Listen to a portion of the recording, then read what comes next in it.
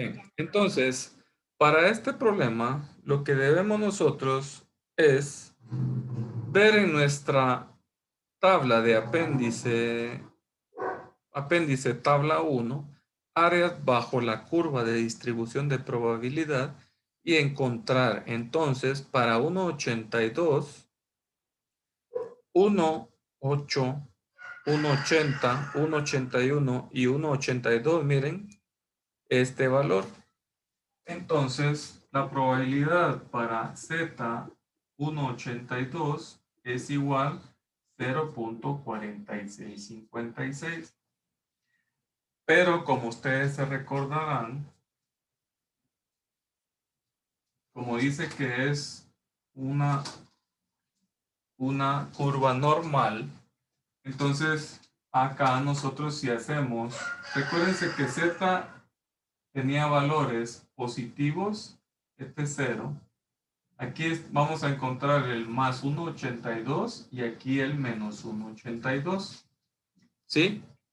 Entonces, el área que encontramos ahorita para 1,82 va a aplicar tanto para negativo como para el positivo. Entonces, punto 4656 y punto 4656. Entonces, ¿cuál sería la probabilidad?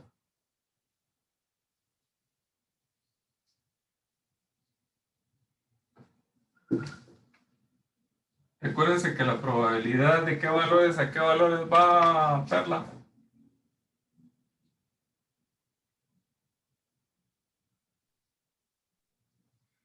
¿De qué valores a qué valores va?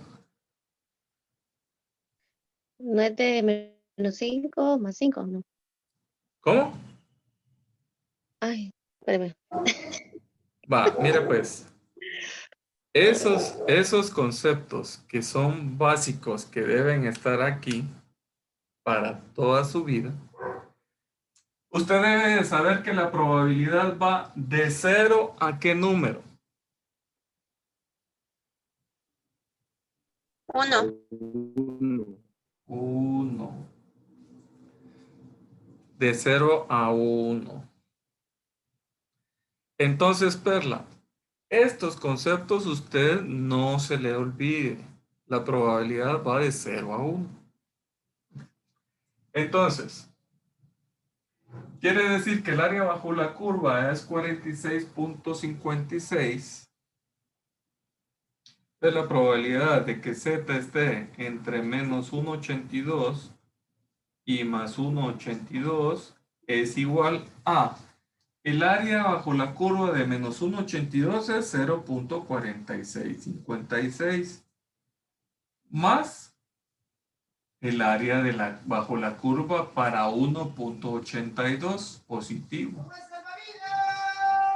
Y entonces, ¿esto a qué es igual?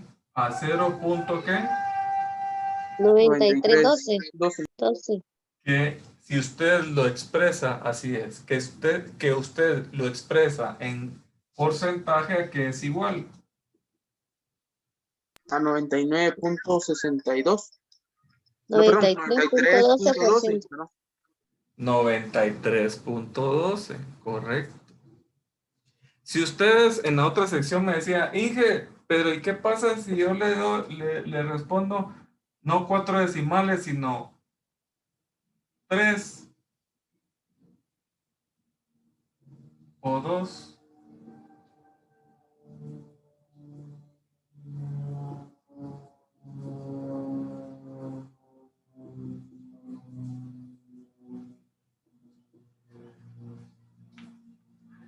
Este ya no es igual que este, entonces si me responden así, va a estar malo. Si ustedes me responden así, así o así, yo se los voy a tomar como bueno.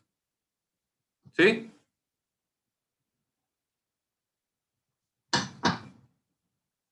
Bien, vamos al siguiente. ¿Tenemos duda con esto? ¿Cómo encontramos?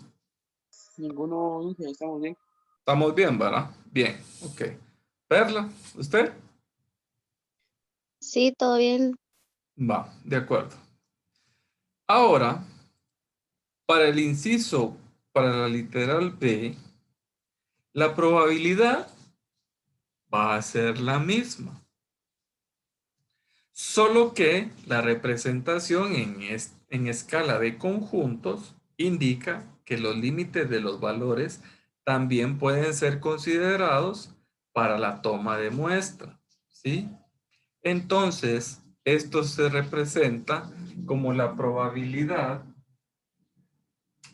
de Z entre menos 1.82 y más 1.82, ¿sí? Entonces, ¿a qué va a ser igual entonces para el inciso A y B? Es lo mismo, ¿sí? Por lo que les acabo de explicar. Ahora bien, para el inciso C, nosotros venimos y decimos, aquí ya cambia la cosa. Ahora bien, venimos y decimos,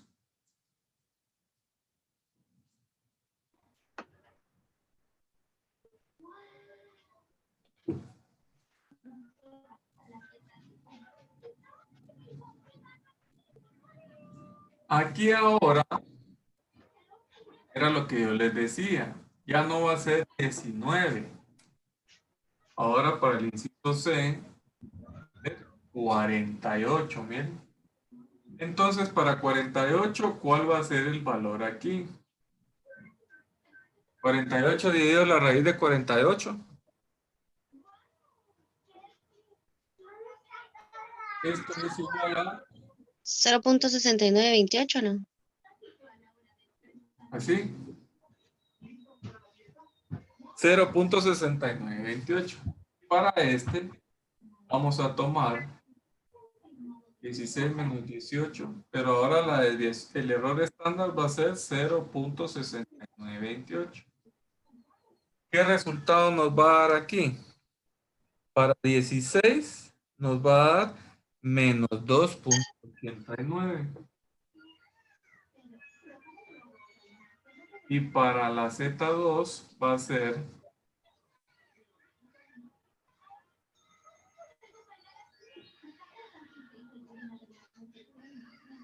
más 2.89. Entonces, si nosotros nos vamos a nuestra tablita, ¿sí? Y vamos a ver 2.89, nos vamos a 2.8, 2.80, 1, 2, 3, 4, 5, 6, 7, 8. ¿Cuánto nos da? 0.498. 0.498. De 0.498 va a ser ahora nuestra área bajo la curva. ¿Sí? 0.498. Entonces, ¿qué significa? Que la probabilidad de que los valores de Z estén entre menos 2.89 y 2.89 positivo Ingeniero, a 0.40. ingeniero, ahí sería, ¿Sí? perdón, ahí sería 49.80, perdón, 49.81, ¿Sí? Sí, porque 0.4981. 2.89. Ujú. Y usted vio en la tabla el 2.80 y es 89, 88 creo que vio. Tiene razón.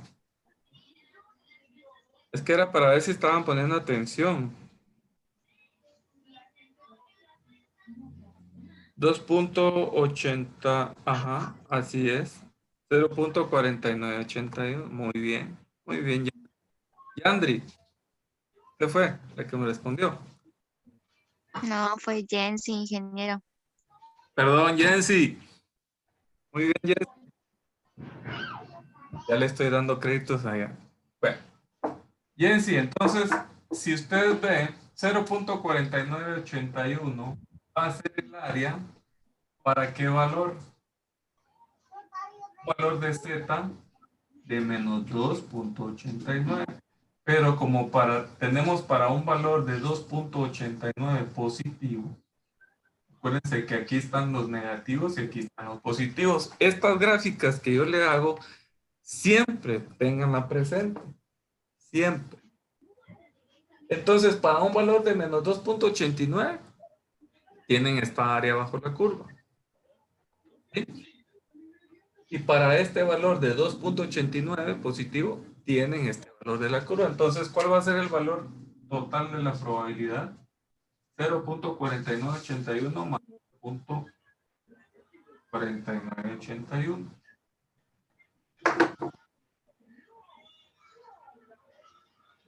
Entonces, la probabilidad, ¿cuál va a ser? 0.9962. Así es. Que eso en Punto. porcentaje da 99.62. Así es.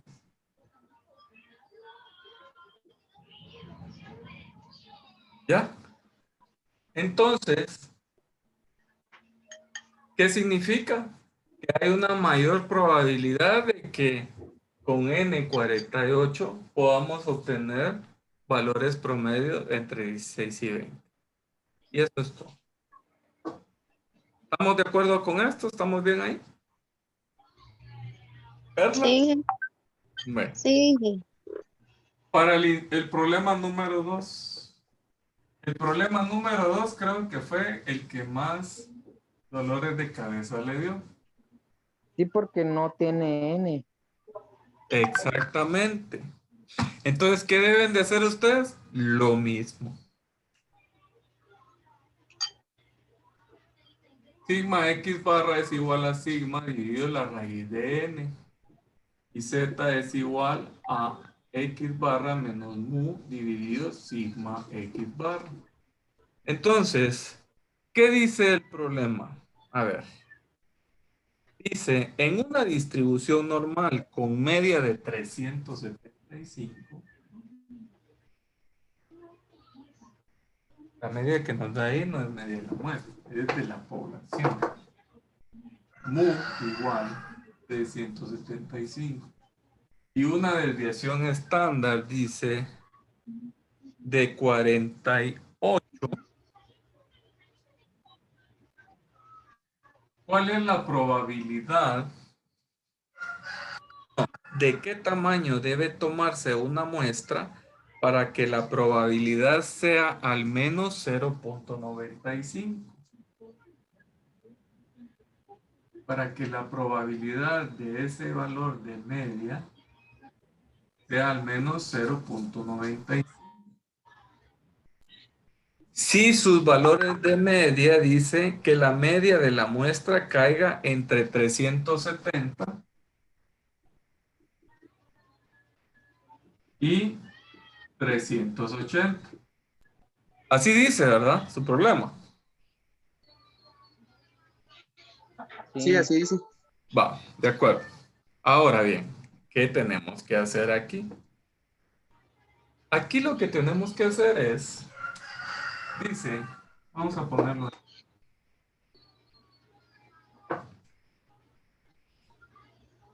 ¿Cuál es la probabilidad de que caiga entre 30 y 380? Que sea igual de al menos del 95%. Tenemos la media de la población, tenemos la desviación estándar, pero no tenemos la muestra. ¿Qué debemos hacer ahí, Kleiber?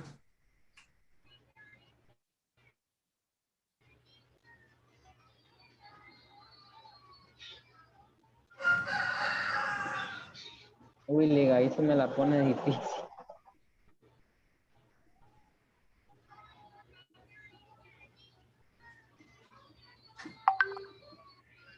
Como todo lo que tenemos que hacer es encontrar en función, la fórmula en función de qué nos va a quedar, en función del tamaño de la muestra. Ahora pregunto, ¿todos los aquí presentes resolvieron ese problema, sí o no?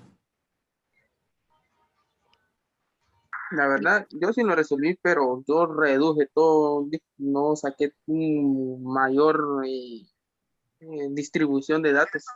Solo fui a lo ¿Y, directo. y qué valor le dio de la muestra?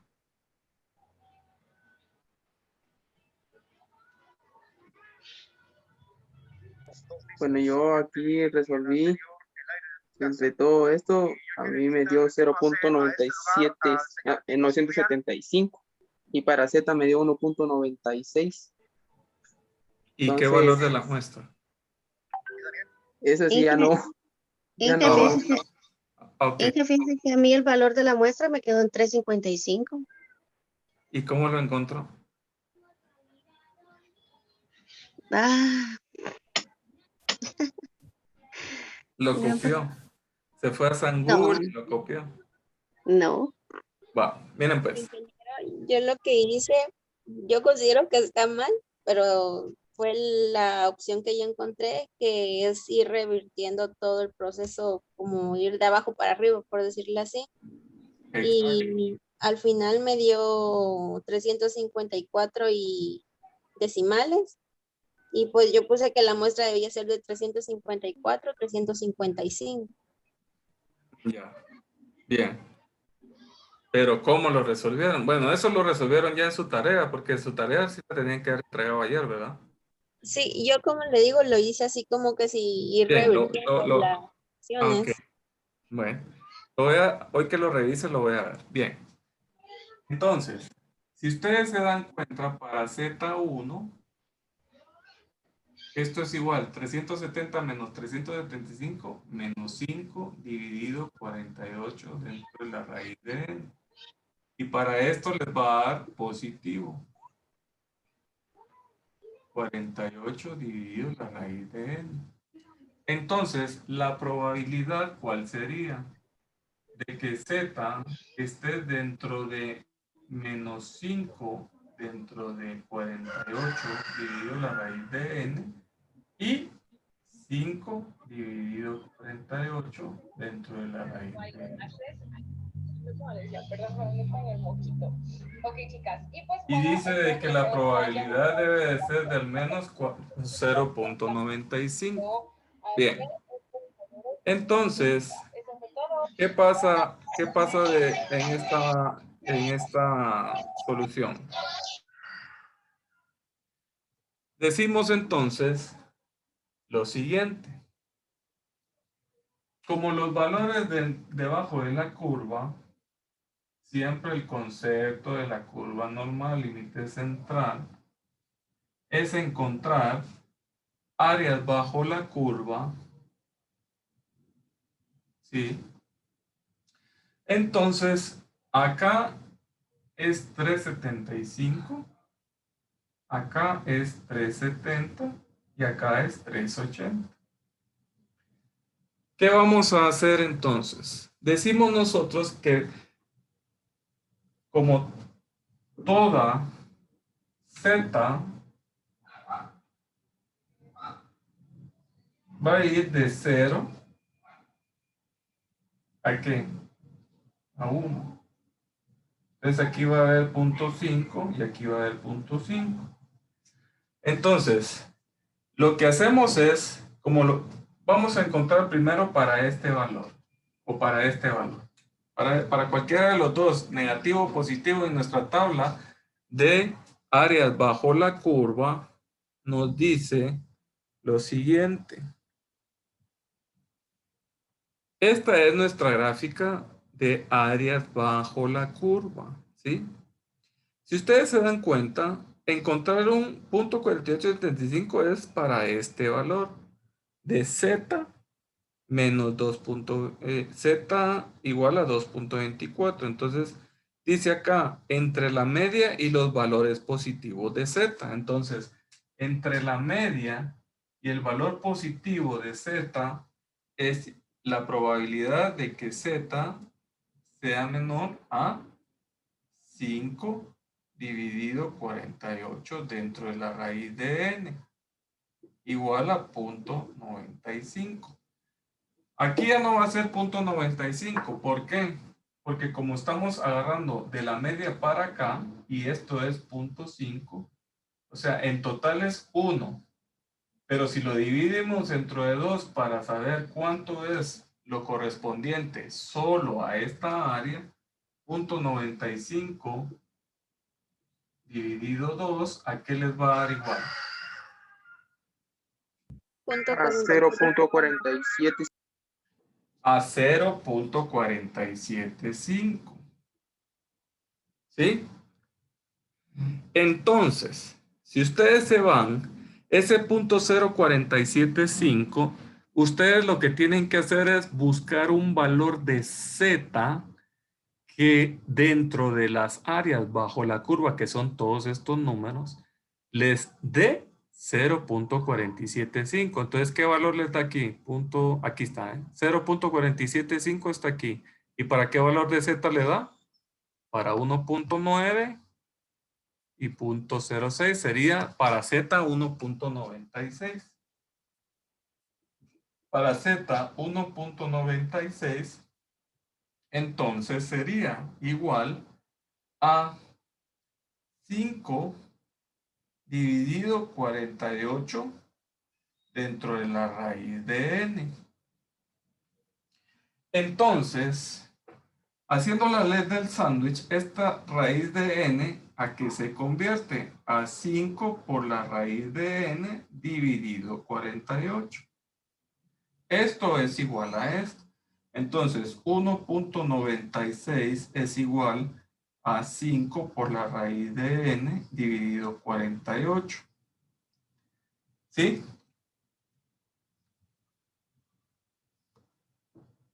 1.96 es igual a 5 por la raíz de n dividido 48. ¿Y esto a qué es igual? Este 48 que está dividiendo acá pasa a multiplicar. Entonces 1.96 por 48 es igual a 5 por la raíz de n. Este 5 que multiplica aquí pasa a dividir acá. Entonces sería 1.96 por 48 dividido 5 es igual a la raíz de n. Esto es igual. ¿Cuánto es esta división, jóvenes? Esto es igual a decir 18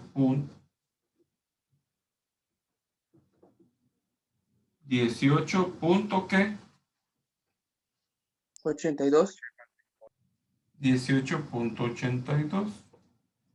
O en algunos les da 18.816. Pero ustedes lo aproximan, también lo pueden hacer. 82. ¿Cómo hacemos para eliminar esta raíz de n y nos quede solo n? Jóvenes, aquí están desempolvando mate 1 y mate 2. ¿Cómo hacemos? Elevarlo al cuadrado. Se eleva al cuadrado, muy bien, Jensi. Se eleva al cuadrado, ¿qué? A ambos lados de la igualdad. Entonces, la raíz y el cuadrado se eliminan y esto es igual a n. Entonces, 18.82 al cuadrado, ¿cuánto les da? 354.19. Pero como aquí dice que el tamaño de la muestra y como la muestra no puede darse en decimales, n es igual o aproximado a 355. Y esa es la respuesta. ¿De acuerdo? ¿Estamos de acuerdo aquí? ¿Cómo lo resolvimos?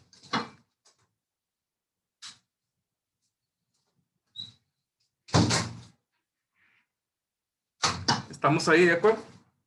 Bien. Pasemos de lleno a lo que entonces vamos a resolver. Gráficos de control. Si alguno de ustedes ya hizo su tarea, sabe lo que es gráfico de control.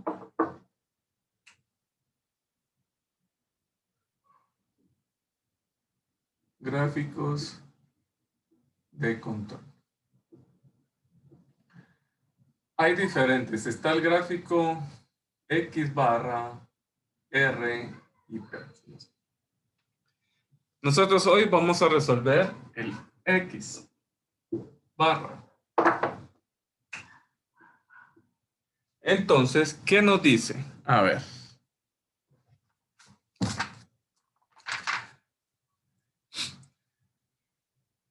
Para nuestro gráfico de control, nos habla de un problema. Bueno, ¿cuál es el objetivo de calidad y control de calidad? Se llama el tema.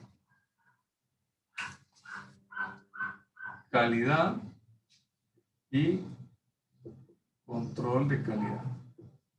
Inge, ¿en qué página está? Disculpe. Ese está en la página 403.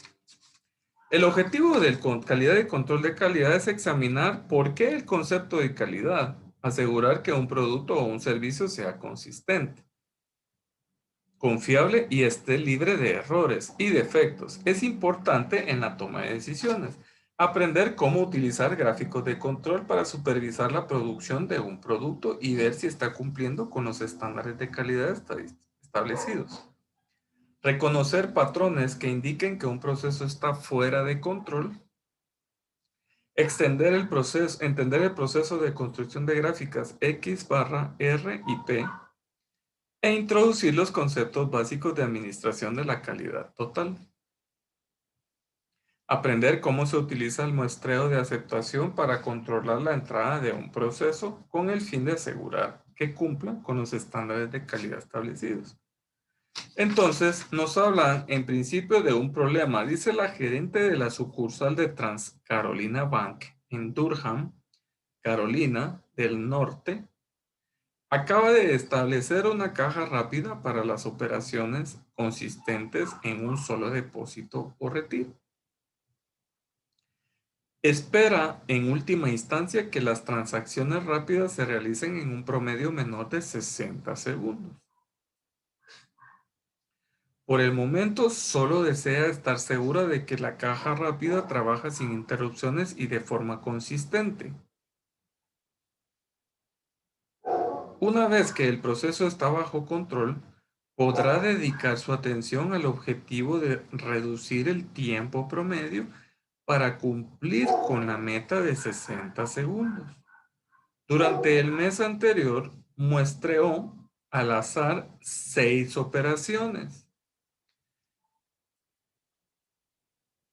6 operaciones rápidas por cada día. Entonces, aquí N va a ser 6. La media que ella quiere encontrar es para 60 segundos. ¿Sí? Bien. Y les dan la tabla, tiempo de transacción por segundos. Les da el día y la fecha. Analizan mayo, desde mayo 3 hasta mayo 28. Y dice, utilizando las técnicas analizadas en el presente capítulo, la gerente puede determinar si el funcionamiento de la caja rápida está o no bajo control. Bien, para empezar en la introducción de nuestro libro, nos habla sobre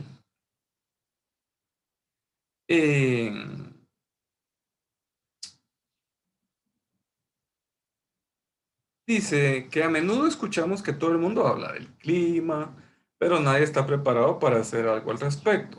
Hasta hace poco se podía decir lo mismo de los negocios y la calidad en Estados Unidos. Sin embargo, a medida que el aislamiento relativo de las economías nacionales ha cedido su lugar a la creciente globalización del comercio, la industria estadounidense ha tenido que responder a los retos que le llegan desde afuera. O sea, hablemos de China y todos esos competidores. Uno de esos retos fue la dedicación al control de la calidad y a la administración de la calidad de la producción, que materializaron algunos productos japoneses, como en automóviles y aparatos electrónicos. En respuesta a este reto, la filosofía y las técnicas de control y la administración de la calidad forman respuesta a este reto. En respuesta a este reto, la filosofía y las técnicas de control y administración de la calidad forman parte cada vez más de los procesos de producción estadounidenses. Además, el círculo de rápido crecimiento de las aplicaciones de la administración de la calidad total. O sea, TQM, Total Quality Management. O sea, administración de la calidad total. Ha trascendido del sector de manufactura al sector de servicios como los de salud y de asesoría legal. Entonces, para empezar, preguntémonos, ¿qué es calidad? A ver, alguien que nos diga qué es calidad.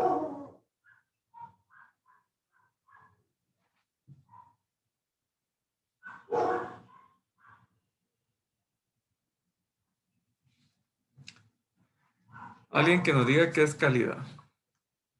¿O qué entienden por calidad?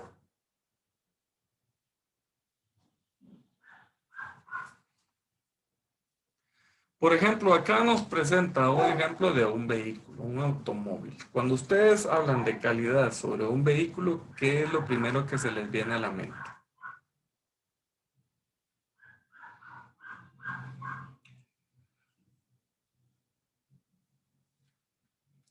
Solo uno que me responda, tal vez no todos.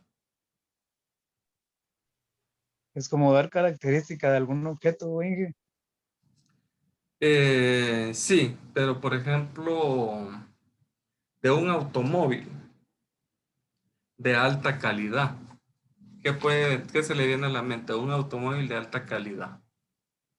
Un Toyota. Excelencia, digamos. Puede ser, por ejemplo, un automóvil de alta calidad, uno puede pensar en asientos de lujo, tapicería de cuero, tablero touch, su timón de última generación, que traiga caja de velocidades tanto para mecánico y automático, que traiga aire acondicionado, que la pintura sea lo último, que los faros, todo, las llantas, todo. Entonces, hablar de un automóvil de alta calidad, usted lo enfoca más que todo en qué bonito y qué caro. O sea, usted se enfoca en qué caro es un automóvil de alta calidad.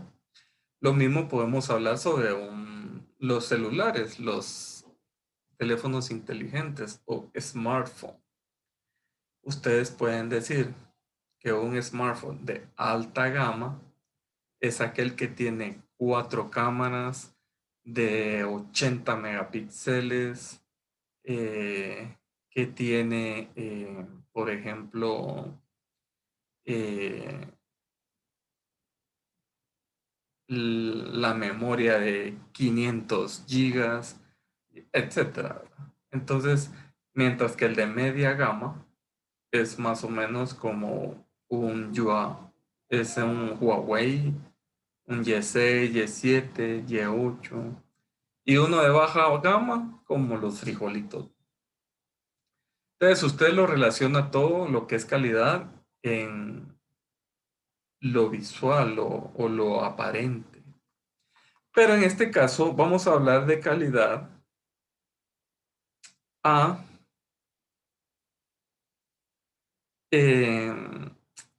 las cosas de buena calidad, dice, según Joseph Juran, calidad implica ser adecuado para usarse. En este sentido, calidad significa cumplir con los requerimientos. Observe que esto no es lo mismo que cumplir con las especificaciones. ¿Por qué? Porque un requerimiento es yo lo quiero así y las especificaciones para llegar a yo lo quiero así son todas las medidas del asiento, todas las medidas o especificaciones de un vidrio, de que el cuero sea de cierto grosor. Todo lo que es especificación se refiere a medidas. Digamos que esté dentro del estándar de medidas tales, mientras que Cumplir con los requerimientos es que sea un asiento cómodo, ya sea si le van a poner tapicería de cuero o de tela, que tenga mínimo aire acondicionado, o sea, esos requerimientos son los de ustedes, los como clientes. Entonces, para eso, dice Joseph Juran,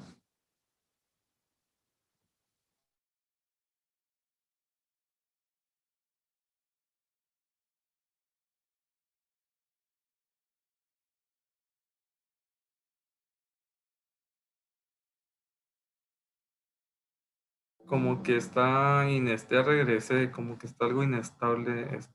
Bien, entonces, según Joseph Juran, por ejemplo, habla de que el papel cortado al tamaño adecuado para las copiadoras de origen estadounidense no es el apropiado para las copiadoras de origen europeo, que requieren el formato métrico A4. Por eso es que ustedes cuando van a imprimir y escogen el tamaño de papel, ustedes han visto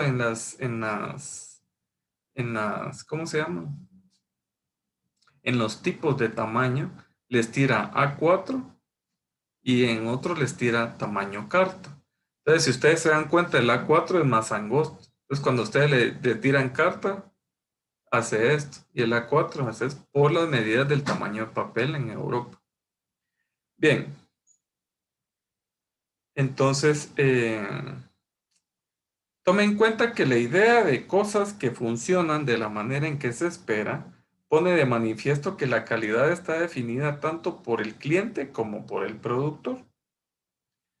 Entonces, para este sentido, en consonancia con nuestra noción de cumplimiento con los requerimientos, la mayoría de las definiciones operativas de la calidad incluyen los conceptos de consistencia, confiabilidad y ausencia de errores y defectos. Entonces, podemos decir lo siguiente. La variabilidad es la peor enemiga de la calidad. ¿Por qué se dan esos procesos variables? Porque, como explicaba yo en la otra sección, todos nuestros procesos están hechos por máquinas. Las máquinas se deterioran. No es lo mismo a fabricar un producto con una máquina nuevita a fabricar un producto con una máquina que tenga 10 o 20 años, ¿sí? Entonces, ¿qué pasa?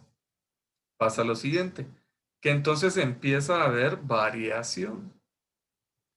Esta variación, por ende, conduce a un problema, dice. Con una variable excesiva, las partes que debían ensamblarse no coincidían. En este sentido, se puede entender por qué la variabilidad es enemiga de la calidad. Cuando empiezan ustedes a obtener datos de variabilidad. ¿Cómo controlamos la variabilidad? Control de la variabilidad por medio de inspección para prevenirla. Esto conlleva a que debemos de contratar inspectores de calidad. Por ejemplo, en la fábrica donde yo trabajo, ahí está el proceso de aseguramiento de la calidad. Hay un jefe de calidad con 3 inspectores, no, 2 inspectores. Entonces, ¿qué hace la inspectora de calidad?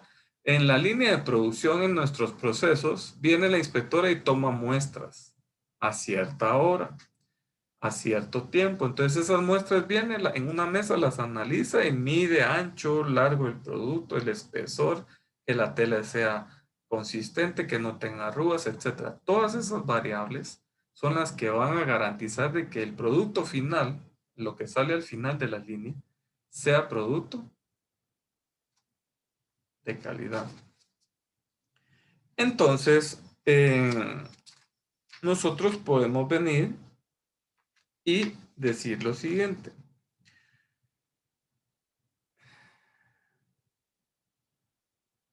Se argumentaba, dice sencillamente, que era más barato hacer cosas bien la primera vez. Se pregonaba el concepto de cero defectos. Si su fuente de energía eléctrica es de 99% confiable, usted pasa mucho tiempo ajustando sus relojes eléctricos. Una aerolínea grande con un récord de 99.9% de seguridad tendrá a varios tendrá varios accidentes a la semana. Si demandamos un desempeño casi perfecto de la compañía de luz y de las aerolíneas, quizá deberíamos esperar lo mismo de todas las producciones de bienes y servicios. Cuando las partes defectuosas no se detectan en la línea de producción, todo el trabajo subsiguiente se desperdicia. Cuando el producto final es rechazado por los inspectores de control de calidad. Por otro lado, la inspección de los componentes para asegurar que cumplan los requerimientos es costosa. Entonces, al final de tener gente para que inspeccione, se vuelve como más repetitivo. Para eso vamos a tener uso de un control estadístico de los procesos. Y dice, la clave de administrar para la calidad es creer que la variabilidad excesiva se puede evitar. Cuando se encuentra que la salida de algún proceso no es confiable, no siempre cumple con los requerimientos. Debemos examinar con cuidado el proceso y ver cómo se puede controlar. En 1920, Walter Shepard, un investigador de los laboratorios Bell, creó un sistema para registrar la variación e identificar sus causas. El sistema de Shepard, Control Estadístico de Procesos, SPC, Statistical Process Control, fue desarrollado con más detalle y difundido por su contemporáneo Edward Deming. Deming durante muchos años fue un profeta sin honores en Estados Unidos, pero cuando Japón inició la reconstrucción de su economía después de la Segunda Guerra Mundial, los administradores de este país incorporaron las ideas de Deming a su filosofía administrativa. Entonces, si ustedes leen libros, van a ver de que a este señor Deming le acreditan estos sistemas de controles de calidad, según el sistema de Deming. Entonces, para esto de tener control, dice, cuando la herramienta de corte se va quedando sin filo, el diámetro promedio aumentará gradualmente a menos que el torno se recalibre. Y si los soportes del torno se desgastan con el tiempo, el eje de corte podría desplazarse. Entonces algunos ejes serían demasiado grandes y otros demasiado pequeños. Aunque el diámetro promedio seguiría siendo el mismo, la variabilidad en las mediciones podría aumentar. Sería importante observar esta variación no aleatoria a sistemática, identificar sus causas y corregir el problema. De este análisis se puede ver que existen dos tipos de variación que se observan en el resultado de la mayoría de los procesos. La variación aleatoria y la variación sistemática. La variación aleatoria, a veces llamada variación común o inherente, y la sistemática llamada variación asignable o de causa especial. Estos dos tipos de variación requieren respuestas administrativas distintas, aunque uno de los objetivos de la administración de calidad es la mejora constante o mejora continua, que ustedes han escuchado en algunos de sus trabajos. Entonces, la idea es, si el proceso está fuera de control debido a que todavía está presente alguna variación de causa especial, identifique y corrija la causa de dicha variación. Solo cuando el proceso está bajo control puede mejorarse la calidad, rediseñando el proceso para reducir la variabilidad inherente. Para eso nosotros vamos a hacer uso de gráficos de control X-bar. Bien, ¿en qué consiste este gráfico de control? Consiste en identificar un parámetro que sea fácil de medir y cuyo valor sea importante para la calidad del resultado del proceso. Por ejemplo, el diámetro de los ejes, en nuestro ejemplo que vimos. Graficarlo de tal manera que podamos reconocer las variaciones no aleatorias y decidir cuándo hacer ajustes al proceso. Por ejemplo, dice, supongamos que deseamos producir ejes de transmisión cuyo diámetro es distribuido normalmente con mu igual a 60 milímetros y un sigma de 1 milímetro.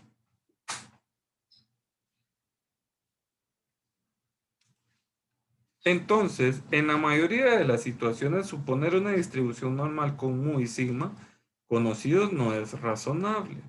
Por consiguiente, se descartará más adelante. Sin embargo, esta suposición facilita el análisis de las ideas básicas de las gráficas de control. Bien, tenemos mu y decimos que mu de la media va a ser igual a mu de la población, según lo que establecimos en el capítulo 6. Sabemos que las medias de las muestras tienen una distribución de muestreo mu x barra igual a mu. ¿Y cómo vamos a encontrar el sigma x bar? Igual a sigma dividido raíz de n. Tenemos sigma y raíz de n dice que dentro de nuestro análisis tomamos 16 muestras, 16 mediciones, entonces tenemos 60 dividido la raíz de 16, ¿a qué es igual esto? Es igual a 0.25. Entonces, para un periodo de 2 semanas, dice, graficamos el valor de las medias muestrales diarias en función del tiempo. Entonces, vamos a hacer las siguientes gráficas. Vamos a tener la gráfica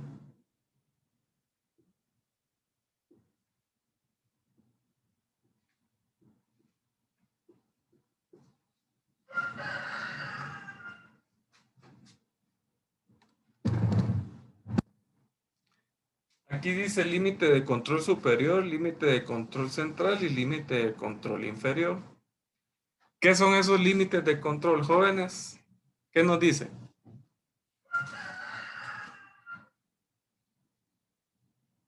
Alguien que ya haya leído y hecho su trabajo de investigación.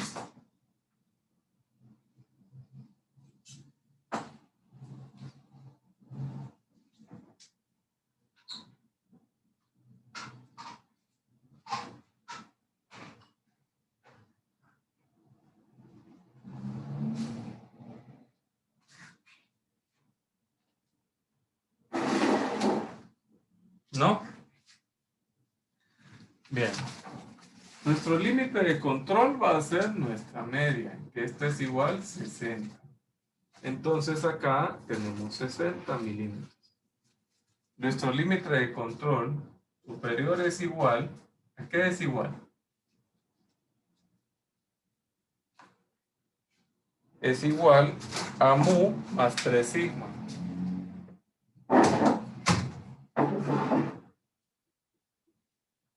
Y nuestro límite de control inferior es igual a mu menos 3 sigma. Entonces tenemos mu que es 60 más 3 por la desviación, el error estándar, 0.25. Y esto es igual a, ¿cuánto es igual? 60.75.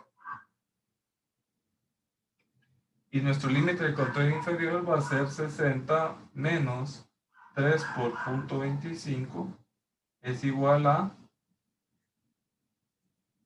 59.25. 59.25. Entonces nuestro límite de control superior va a ser 60.75. 60 y nuestro inferior va a ser 59.25. Dentro de esos límites, nuestras mediciones a la hora de hacer nuestro análisis en la línea de producción debieran de estar incluidos.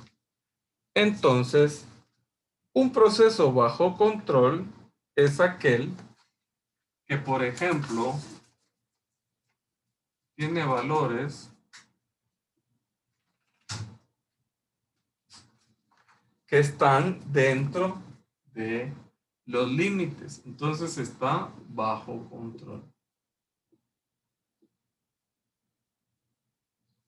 Pero ¿qué pasa, por ejemplo?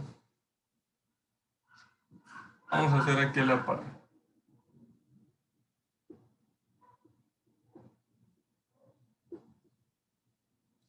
¿Qué pasa cuando nosotros tenemos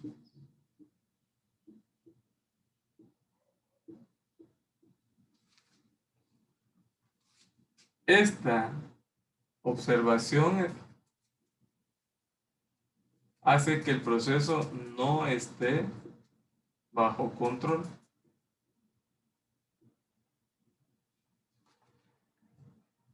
¿Y cuando un proceso está fuera de control?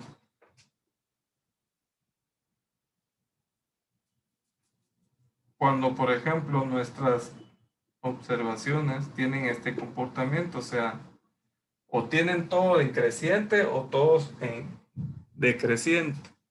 Entonces, nuestro proceso aquí está fuera de control. Entonces, ¿qué podemos decir a todo esto? ¿Cómo podemos interpretar? ¿Cómo podemos dar una interpretación básica de las gráficas de control? En la primera gráfica,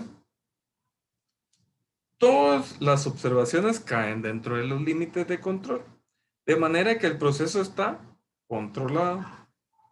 En la siguiente gráfica,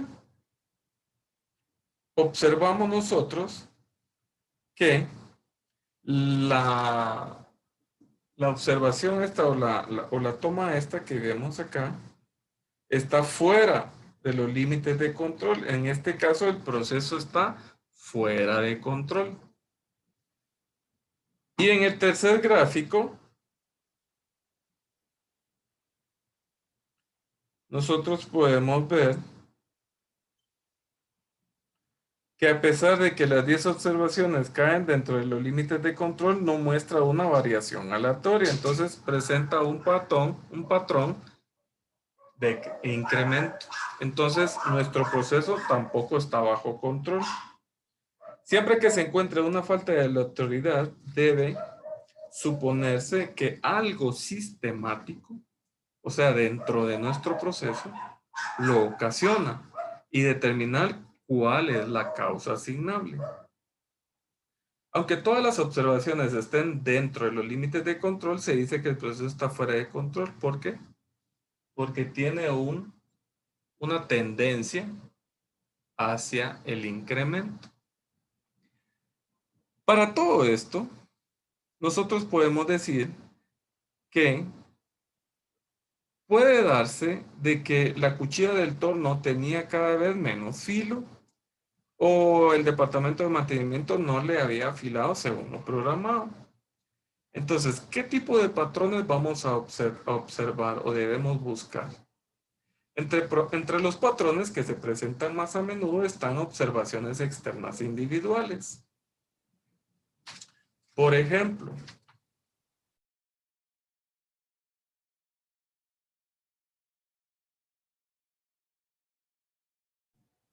bien, yo creo que nos fuimos por un rato, joven. Pero ya estamos acá de vuelta. Como que el internet está inestable. Bien. Bien. Me retiré por unos segundos, pero ya estoy aquí. Bien. Entonces, en la gráfica esta, nosotros podemos ver que las observaciones externas, hay observaciones externas individuales. La tendencia de crecimiento o de crecimiento, tendencias crecientes o decrecientes, por ejemplo esto, indican que la media del proceso puede estar cambiando. Saltos en el nivel alrededor del cual varían las observaciones. Por ejemplo, ¿qué podemos ver? Cuando hay estos saltos, por ejemplo, cuando hay, por ejemplo, valores aquí y de repente hay valores.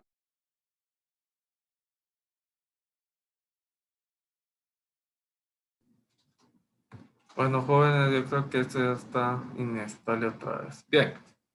Entonces, ¿qué observamos? Por ejemplo, acá vemos que hay saltos. Está aquí el proceso y de repente se pasa para acá. O cuando son cíclicos, por ejemplo, tienen esta tendencia.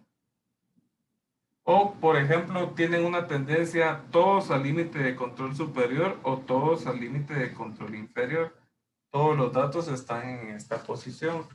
Otra forma que podemos observar es que también atracción hacia el límite central.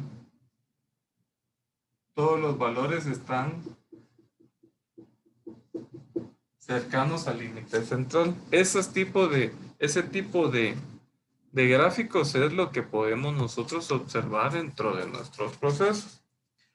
Entonces, cuando no se conoce mu y sigma, un gráfico de X barra, ¿cómo lo vamos a interpretar? Si nos vamos al ejemplo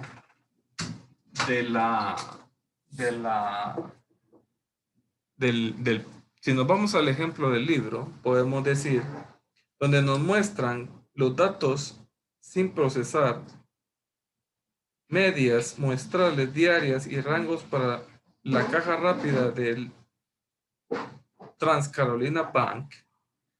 En la página 411 está la tabla donde están los días desde mayo 3 hasta mayo 28.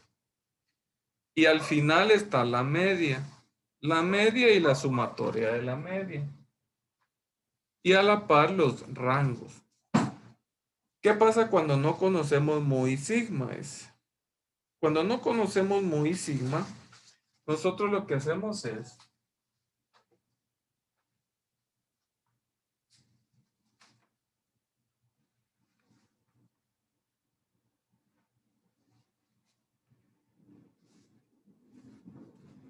Lisa no conoce la media verdadera del proceso, mu, y utilizará la media de la muestra X barra. Pero, ¿cuál de los 20 valores de diarios de X barra debe usar? Ninguno de ellos. Cada media contiene información de solo 6 observaciones, pero dispone de 120 observaciones. Como lo hizo durante 20 días, las 6 observaciones serían 6 por 20, 120, el total. 6 observaciones por cada uno de los 20 días. Entonces, ella toma en cuenta toda esta información al utilizar la gran media. ¿Cuál va a ser la gran media? La gran media es X doble barra. ¿Y a qué es igual a X doble barra, jóvenes? A la sumatoria de X dividido N por K. Si ustedes se dan cuenta, sumatoria de X dividido N, ¿a qué es igual? A la sumatoria de X barra dividido K. Entonces, X doble barra es igual a gran media. Sumatoria de X es igual suma de todas las observaciones.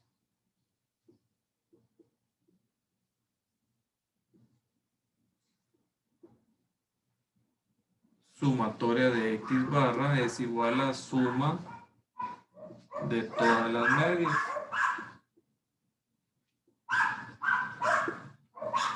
Muestrales.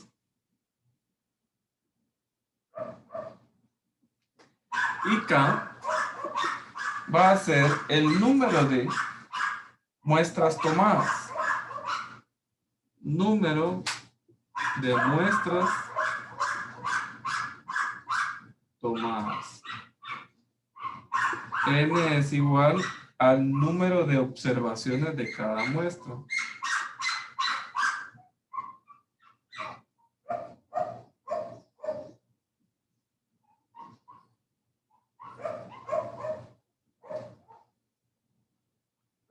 En cada muestra. Bueno, con esta información que tenemos ahora, vamos a decir, si ustedes ven el resultado de la tabla de la página 411, la gran media es igual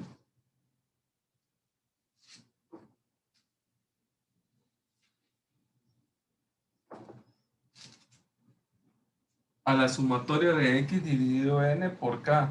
La sumatoria de X, si ustedes se dan cuenta y suman todos los valores de los 120 datos que están ahí, les va a dar que es igual a 7.561 dividido N. N es igual a 6 por K. N es el número de observaciones y K el número de muestras tomadas. K es 20. Esto es igual a 63. Si ustedes lo hacen de la otra forma, X doble barra es igual a la sumatoria de la media dividido K. ¿Y cuál es la sumatoria de todas las medias tomadas en ese ejemplo? 1260.2 dividido K, que es 20, esto es igual a 63. Entonces, una vez calculada X doble barra, su valor se utiliza como la línea central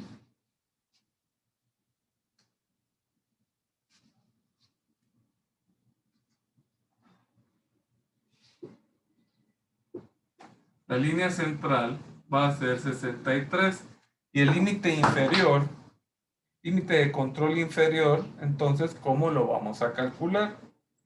Como dice, ¿de qué manera deberá Lisa estimar sigma? Entonces, en los capítulos anteriores, la desviación estándar muestral es S minúscula.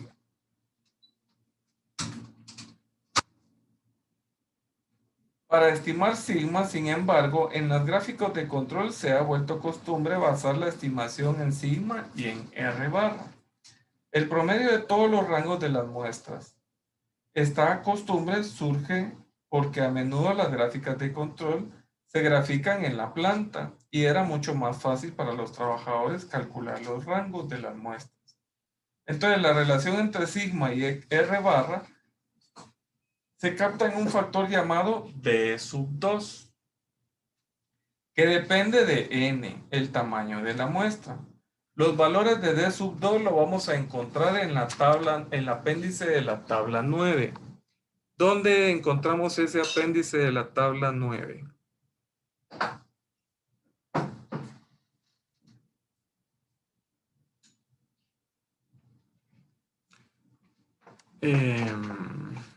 Tengo un problemita aquí ustedes. Denme un segundo, ahorita lo resuelvo.